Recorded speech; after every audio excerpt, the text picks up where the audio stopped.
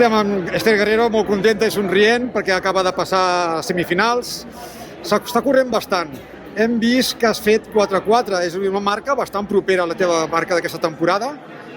I bueno, a veure quines sensacions has tingut. Doncs la veritat és que estic supercontenta, he corregut supertranquil·la, molt serena en tota la cursa, m'he col·locat darrere de les noies que creia que m'havien de portar a la semifinal.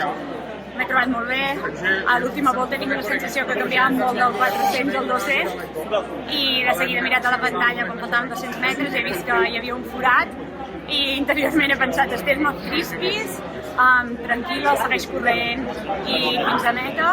I a la pantalla, a la recta final, mirant la pantalla 30 vegades, he comptat les de davant 5 vegades i he pogut disfrutar d'aquesta classificació que m'adonarà l'oportunitat de disfrutar demà de la semifinal.